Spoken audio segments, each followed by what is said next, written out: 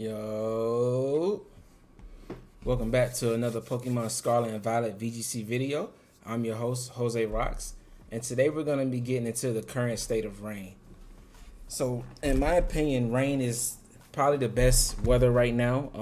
We're seeing like a downtick in sand, a downtick in snow, and also a downtick in sun. And a lot of people thought that sun might, be back even stronger with some of the new tools that we had to play with, like Lilligant, Hisuian Lilligant. But rain is just, pretty much overtaking the format. So when we speak rain, let's talk about the setters first. So the main setter that everyone knows is going to be Pelipper, right? That brings the rain. But there's also a secondary setter, which is Tornadus. And Murkrow is kind of like an honorable mention because it can set up rain. And these are like your three main setters. Murkrow's not really that common, so it's really going to be Pelipper and Tornadus. And the difference that you get between them. So let's go ahead and take Murkrow. I just wanted to give it an honorable mention because it is a prankster rain dance setter. And there's not really any other relevant rain setters, right? In my opinion. I mean, all these get rain dance, but you're not going to be seeing any of these Pokemon actually go for rain dance, right? Yeah, I don't think there's any of these that would do it.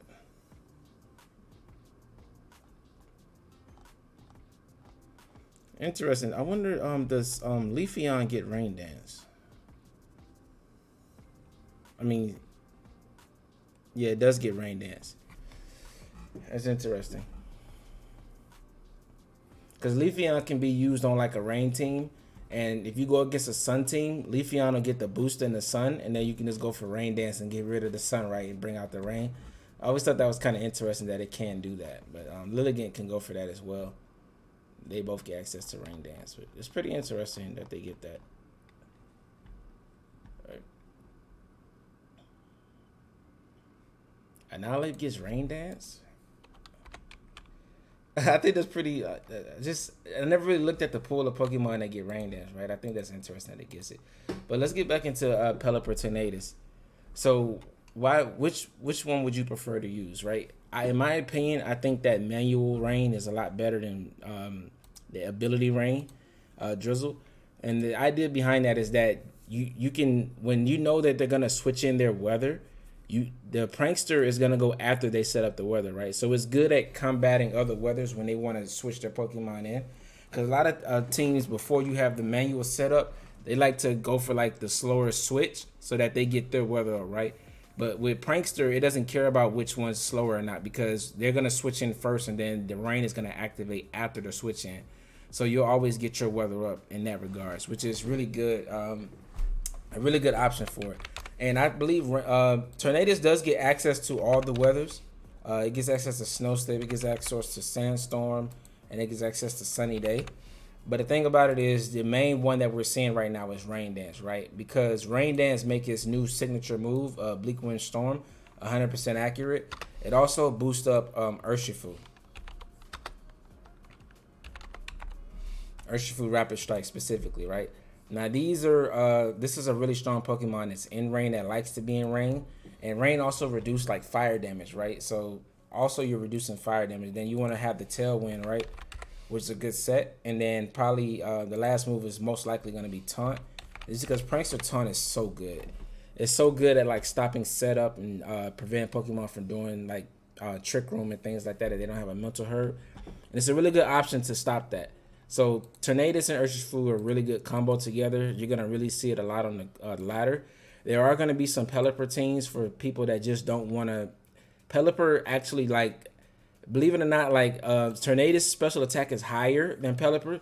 But Pelipper's doing more damage due to the Hydro Pump and actually being able to fully invest in a special attack and not be one-shot by things, right? And Tornadus, even though it has a higher special attack, it wants to go more bulky. So it doesn't really take advantage of that 125, right? So in return, Pelipper's Hurricanes are actually usually hitting harder than Tornadus's Bleak Wind Storm.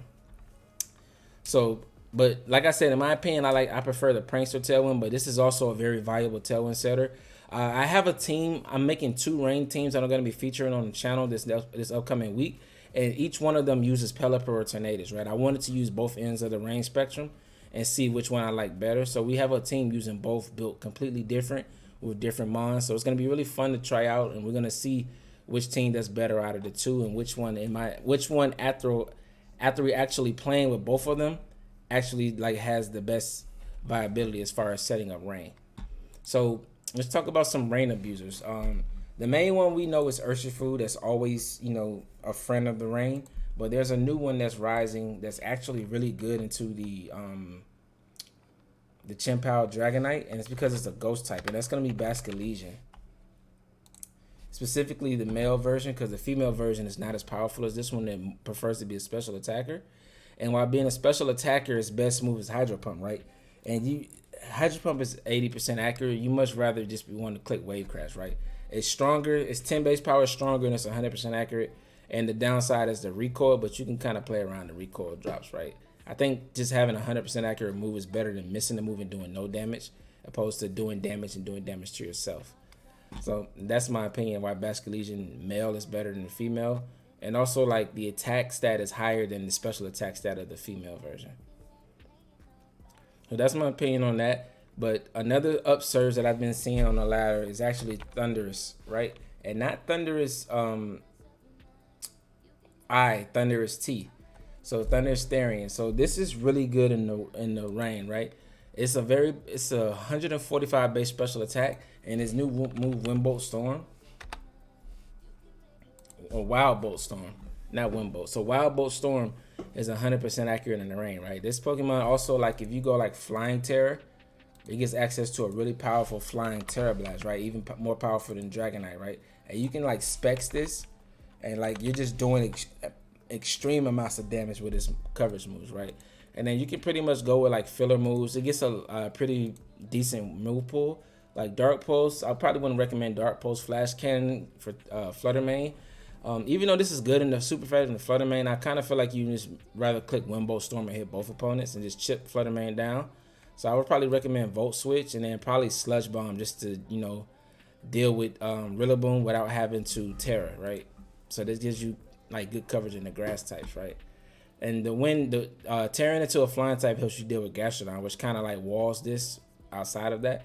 And Gastrodon is kind of rising in usage, but Gastrodon is actually used to counter Rain. It's not actually usually on Rain teams. So this is pretty much, the three main Rain sweepers I've been seeing, plus the Rain setters. Pokemon that work good on this team is like Gholdengo and Amoonguss, because they're natural weak to fire, and so they like to be in the Rain because they kind of lose that fire weakness, right? That's why they function pretty good in the Rain. So Rain is kind of taking over the meta right now. I just kind of wanted to just make a little quick video about just discussing it.